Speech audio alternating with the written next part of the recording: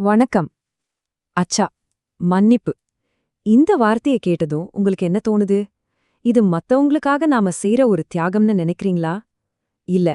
ஒரு நிமிஷம் யோசிச்சு பாருங்க. அது நமக்கே நாம குடுத்துக்கிற ஒரு சூப்பரான பரிசுன்னு சொன்னா எப்படி இருக்கும்? ஆமாங்க, இந்த பகுதியில நாம அததான் பார்க்க போறோம். ஆன்மீக ஞானமும் சரி, இன்னைக்கு இருக்கிற நவீன அறிவியலும் சரி, ரெண்டும் ஒன்னா சேர்ந்து மன்னிப்போட உண்மையான சக்தி என்னன்னு நமக்கு காட்டுது. வாங்க, அத பத்தி ஆழமா தெரிஞ்சுக்கலாம். சே முதல்ல இந்த கேள்வியில இருந்து ஆரம்பிக்கலாம். ஒருத்தர மன்னிக்க முடியாம இருக்கிறது ஒரு கண்ணுக்கு தெரியாத ஜெயில்ல நம்மள நாமே பூட்டி வச்சுக்கிற மாதிரி இல்லையா? யோசிச்சு பாருங்களேன். ஏதோ ஒரு பழைய கசப்பான விஷயம் மனசுக்குள்ள ஒரு ஆறாத புண் மாதிரி இருந்துகிட்டே இருக்கும். ஒவ்வொரு நாளும் நம்ம சந்தோஷத்தையும் நிம்மதியும் கொஞ்சம் கொஞ்சமா திருடி தேய்க்கிற மாதிரி ஒரு ஃபீலிங். நம்மள நிறைய பேர் இந்த உணர்வை கண்டிப்பா அனுபவிச்சிருப்போம் இல்லையா? இது ஏதோ நம்ம மனசு சம்பந்தப்பட்ட பிரச்சனை மட்டும்னு தயவு செஞ்சு நினைச்சிடாதீங்க. இங்கதான் ஒரு முக்கியமான விஷயம் இருக்கு.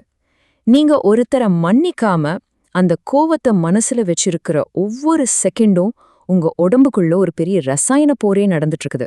நிஜமாவே. அதோட விளைவுகள் என்னவா இருக்கும்? வாங்க அத பத்தி இன்னும் ஆழமா பார்க்கலாம். ஓகே, இந்த பகுதியில நாம என்னென்னலாம் பார்க்க போறோம்னா, முதல்ல இந்த கண்ணுக்கு தெரியாத சிறைன்னா என்னன்னு பார்ப்போம். அப்புறம் பழங்கால ஞானமும் சரி, இப்போ இருக்கிற அறிவியலும் சரி, மன்னிப்பு பத்தி என்ன சொல்லுதுன்னு தெரிஞ்சுக்கலாம். குறிப்பா யோகானந்தரோட பார்வை, அப்புறம் மன்னிப்போட சயின்ஸ் என்னன்னு பார்த்துட்டு, கடைசியா நாமளே முயற்சி செஞ்சு பார்க்கற மாதிரி ஒரு சிம்பிளான தியான பயிற்சியோட முடிக்கலாம். சரி, வாங்க நம்ம முதல் பகுதிக்குள்ள போகலாம். ஒருத்தர் மேல இருக்கிற கோவத்தையோ இல்ல வருத்தத்தையோ மன்னிக்காம மனசுக்குள்ளே வச்சிட்டு இருக்கிறது நம்ம உடம்ப எப்படி ஒரு கரையா மாறி கொஞ்சம் கொஞ்சமா அரிக்குதுன்னு பார்க்கலாம். சைக்காலஜில இந்த மனநிலைக்கு ரூமினேஷன் ஒரு பேர் இருக்கு. தமிழ்ல சொல்லணும்னா அசை போடுதல். இப்போ ஒரு மாடு எப்படி சாப்பிட்ட புல்ல மறுபடியும் வாய்க்கு கொண்டாந்து அசை போடுதோ அதே மாதிரிதான் நாமளும் நமக்கு நடந்த ஒரு கெட்ட சம்பவத்தை திரும்ப திரும்ப மனசுக்குள்ள ஓட விட்டுக்கிட்டே இருப்போம். இதனால என்னாகுது தெரியுமா? நம்ம உடம்பு எந்நேரமும் சண்டைக்கு போ இல்ல தப்பிச்சு ஓடுன்னு சொல்ற ஒரு எமர்ஜென்சி மோட்லயே இருக்குது. சரி, இப்படி நம்ம உடம்ப தொடர்ந்து ஒரு எமர்ஜென்சி மோட்லயே இருந்தா என்ன ஆகும்? இங்க பாருங்க, கார்டிசால் மாதிரியான ஸ்ட்ரெஸ் ஹார்மோன்ஸ் விடாம சுரந்துட்டே இருக்கும். இதனால பிளட் பிரஷர் ஏறும், ஹார்ட் ப்ராப்ளம் வரதுக்கான ரிஸ்க் அதிகமாகும். நம்மளோட இம்யூன் சிஸ்டம், அதாவது நோய் எதிர்ப்பு சக்தி ரொம்ப வீக் ஆகிடும். சரியா தூக்கம் வராது, சாப்பாடு செரிக்காது, இப்படி ஒன்னொன்னா பாதிச்சு கடைசில இது மனச்சோர்வுக்கும் பதட்டத்துக்கும் கொண்டு போய் விட்டுடும். இந்த ஒரு பழமொழி எவ்வளோ அழகா இதை விளக்குது பாருங்க. கோவத்தை மனசுல வச்சிட்டு இருக்கிறது ஒரு சூடான நெருப்பு கரிய கையில வச்சுக்கிட்டு அத மத்தவங்க மேல எரியறதுக்காக காத்துட்டு இருக்கிற மாதிரி. ஆனா கடைசில என்னாகும்? முதல்ல நம்ம கைதான் வெந்து போகும். நம்ம மத்தவங்கள தண்டிக்கிறோம்னு நினைச்சு உண்மையில ஒவ்வொரு செகண்டும் நம்மள நாமே தான் தண்டிச்சிட்டு இருக்கோம். அப்போ இந்த வேதனையான பாதையிலிருந்து வெளிய வர வழியே இல்லையா? கண்டிப்பா இருக்கு. அந்த வழிதான் மன்னிப்பு. சரி, இந்த உண்மையை நிரூபிக்கிற 2 முக்கியமான தூண்களை பத்தி இப்ப நாம பார்க்க போறோம். ஒன்னு நம்ம பழங்கால ஞானம், இன்னொன்னு நவீன அறிவியல். இங்க பாருங்க, ஒரு பக்கம் பரமஹம்ச யோகானந்தர் மாதிரி பெரிய ஞானிகளோட காலத்தால அழிக்க முடியாத ஆன்மீக பார்வை, இன்னொரு பக்கம் இன்னைக்கு இருக்கிற சயின்ஸ் கொடுக்கிற தெளிவான உறுதியான ஆதாரங்கள். இந்த ரெண்டும் எப்படி ஒரே விஷயத்த, அதாவது மன்னிப்போட சக்தியை பத்தி பேசுதுன்னு நாம இப்ப தெரிஞ்சுக்கலாம். சரி, முதல்ல நாம பரமஹம்ச யோகானந்தரோட ஆழமான ஆன்மீக பார்வைக்குள்ள போகலாம். அவர் மன்னிப்பை எப்படி பார்த்தாரு? அது வெறும் ஒரு குணம் மட்டுமில்ல, அதுவே ஆன்மீக விடுதலைக்கான ஒரு விஞ்ஞானம்னு அவர் எப்படி சொன்னாருன்னு பார்க்கலாம் வாங்க. நம்மள பல பேர் மன்னிக்கிறதுனா அது ஒரு பலவீனம்னு தப்பா நினைச்சிட்டு இருக்கோம். ஆனா யோகானந்தர் மகாபாரதத்திலிருந்து ஒரு விஷயத்த மேற்கோள் காட்டுறார். மன்னிப்புங்கிறது வலிமையானவங்களோட உண்மையான பலம். அது மட்டும் இல்ல, இந்த ஒட்டுமொத்த பிரபஞ்சமே மன்னிப்புங்கிற ஒரு தெய்வீகமான கொள்கையோட அடிப்படையில தான் இயங்கிட்டு இருக்குதுங்கிறது தான் அவரோட பார்வை. யோகானந்தர் இந்த நிலைய ரொம்ப அழகா ஒரு கர்ம கூண்டுன்னு சொல்றாரு.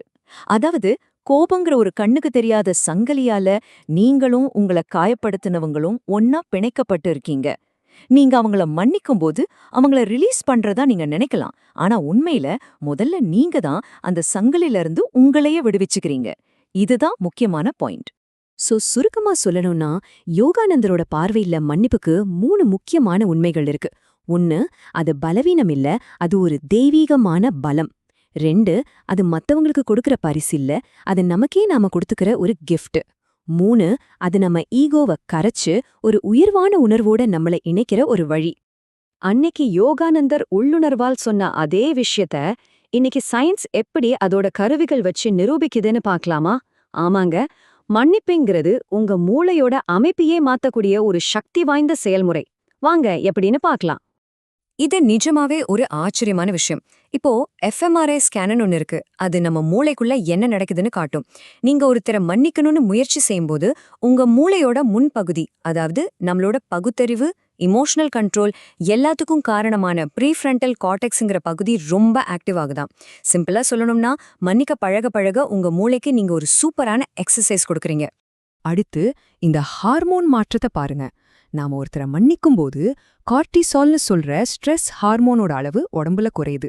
அதே நேரத்துல ஆக்சிடாசின், செரோட்டோனின் மாதிரியான ஃபீல் குட் ஹார்மோன்ஸ், அதாவது அன்பு, சந்தோஷம், இதுக்கெல்லாம் காரணமான ஹார்மோன்ஸோட அளவு அதிகமாகுது. யோகானந்தர் அன்னைக்கு மன அமைதின்னு ஆன்மீகமா சொன்னாரு. அது சயின்ஸ் படி இந்த கெமிக்கல் சேஞ்ச் தானே தவிர வேற ஒன்னும் இல்ல. சரி, உடம்புக்குள்ள நடக்கிற இந்த நல்ல ரசாயன மாற்றங்களால நம்ம ஒட்டுமொத்த உடம்புக்கும் நல்லது நடக்குது. ரிசர்ச் என்ன சொல்லுதுன்னா, மன்னிக்கிற பழக்கம் இருக்கிறவங்களுக்கு பிபி கண்ட்ரோலா இருக்கு, ஹார்ட் ஹெல்த் நல்லா இருக்கு, இம்யூன் சிஸ்டம் ஸ்ட்ராங் ஆகுது, ஏன் உடம்புல இருக்கிற வலி உணர்வு கூட குறையுதான், நல்லா தூக்கம் வருது. இது மேல என்ன வேணும்? ஓகே, இப்போ மன்னிப்போட முக்கியத்துவம் என்ன, அதனால என்னென்ன நன்மைகள்னு நல்லாவே புரிஞ்சுக்கிட்டோம். ஆனா இப்போ எல்லாருக்கும் மனசுல இருக்கிற அந்த முக்கியமான கேள்விக்கு வரும். சரி, ஆனா எப்படி மன்னிக்கிறது? அதுக்குதான் நீங்க உடனே முயற்சி செய்து பார்க்கிற மாதிரி ஒரு ரொம்ப எளிமையான ஆனா ரொம்ப சக்தி வாய்ந்த ஒரு தியான பயிற்சியை இப்போ பார்க்கலாம். இந்த 6 சிம்பிளான ஸ்டெப்ஸை ஃபாலோ பண்ணுங்க. முதல்ல ஒரு அமைதியான இடத்துல சௌகரியமா உட்காந்துக்கோங்க. உங்க மூச்சுல மட்டும் கவனம் செலுத்துங்க. ரெண்டாவது, உங்களை காயப்படுத்தின அந்த நபரை மனசுல கொண்டு வாங்க. கோவம், வருத்தம்னு எந்த உணர்வு வந்தாலும் அது பாட்டுக்கு வந்து போகட்டும். மூணாவது, உங்க இதயத்திலிருந்து நான் உன்னை முழுமையா மன்னிச்சு விடுவிக்கலேன் அப்படின்னு மனசார சொல்லுங்க. அடுத்த ஸ்டெப் ரொம்ப ரொம்ப முக்கியம். இவ்வளோ நாளா இந்த கோவத்தை தூக்கிட்டு இருந்தீங்களே, அதுக்காக உங்ககிட்டயே நீங்க மன்னிப்பு கேளுங்க. அப்புறம் இந்த விடுதலை உணர்வு, அந்த லேசான தன்மையை உணருங்க. கடைசியா இந்த விடுதலைக்கு மனசார நன்றி சொல்லிட்டு தியானத்தை முடிங்க. இந்த பயிற்சியை திரும்ப திரும்ப செய்யும்போது உங்க மனசுல ஒரு பெரிய மாற்றம் வர்றத நீங்களே உணர்வீங்க. கடைசியா இந்த ஒரு சக்தி வாய்ந்த சிந்தனையோட இந்த பகுதியை முடிக்கலாம். ஞாபகம் வச்சுக்கோங்க, மன்னிக்கிறதுனால நடந்து முடிச்சத மாத்த முடியாது. ஆனா இனி வரப்போற உங்க எதிர்காலத்தை அந்த பழைய பாரங்கள்ல இருந்து கண்டிப்பா விடுவிக்க முடியும். சோ இந்த கேள்வி உங்களுக்கானதுதான். உங்க எதிர்காலத்தை விடுவிக்கிற அந்த சாவிய உங்க கையில எடுக்க நீங்க தயாரா? இன்னைக்கு நாம பேசின விஷயங்கள் அந்த விடுதலை நோக்கிய பயணத்துல உங்களுக்கு ஒரு நல்ல வழிகாட்டியா இருக்கும்னு நான் நம்புறேன். நன்றி.